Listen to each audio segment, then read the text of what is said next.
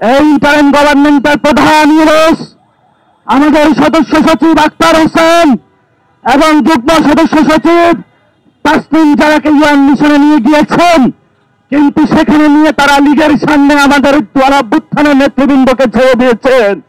এটা ইউনূসের জন্য লজ্জার, বাংলাদেশের রাষ্ট্র হিসাবের জন্য লজ্জার। এই জন্য পররাষ্ট্র মন্ত্রণালয়ের ব্যর্থতার দায় নিয়ে অতীব সত্তর তাদের ব্যর্থতার দায় হিসাবে বাংলাদেশের মানুষের সামনে এসে তাদের ক্ষমা প্রার্থনা করতে হবে। এবং গণঅভ্যুত্থানে যারা রয়েছেন, বাংলাদেশে যে দূতাবাসগুলোতে এখন আওয়ামী লীগের সাংবাদিকরা রয়েছেন, অতি দ্রুত গতিতে সিভিল সার্ভিস থেকে, সেনাবাহিনী থেকে, বিভিন্ন রাষ্ট্রের অঙ্গ প্রতিষ্ঠান যারা রয়েছে, অতীব সত্তর আওয়ামী লীগের যে গুন্ডা বাহিনী রয়েছে, তাদেরকে দ্রুত গতিতে অপসারণ করতে হবে। যদি আপনারা অপসারণ করতে না পারেন, তাহলে ইউনূস সরকারের বর্তমান যে অবস্থাতে রয়েছে, তারা কতদিন ক্ষমতায় টিকবে সেটা আমরা নিশ্চয়তা দিতে পারি না। আমরা আরো লক্ষ্য করছি, জামায়াত ইসলামী কখন রাজাকার বলে পাকিস্তানি ট্যাগ দিয়ে যখন বাংলাদেশের অলিগলিতে তাদেরকে পিটানো হয়েছে, আমরা জীবনের ঝুঁকি নিয়ে তাদের পক্ষে দাঁড়িয়েছিলাম।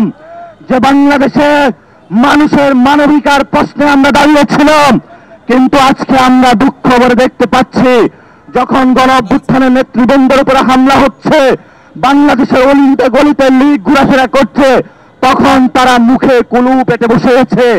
আমরা আরো লক্ষ্য করতে পেরেছি, মানুষের মানবাধিকার প্রশ্ন, মানুষের অধিকারের প্রশ্নে আমরা নিবন্ধন কর্মসূচির সবগুলো কাজ সম্পন্ন করেছি।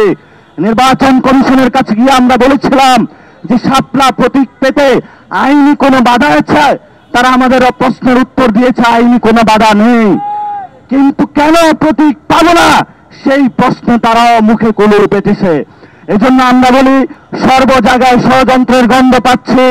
রাজনৈতিক দলগুলোকে বলবো, আমরা আপনাদের অধিকারের প্রশ্নে দাঁড়িয়েছিলাম, কিন্তু যখন নির্বাচন কমিশন একটি দল এবং বিভিন্ন এম্বাসির প্রেসক্রিপশনে কাজ করতেছে, আমাদের রাজনৈতিক অধিকার হরণ করতেছে, আপনারা আমাদের পক্ষে দাঁড়াবেন। যদি পক্ষে দাঁড়াতে না পারেন, অধিকারের প্রশ্নে কিভাবে আমরা আদায় করে নিতে হয় সেটা আমরা রাজপথে ভবিষ্যতে ইনশাআল্লাহ আদায় করে নিব।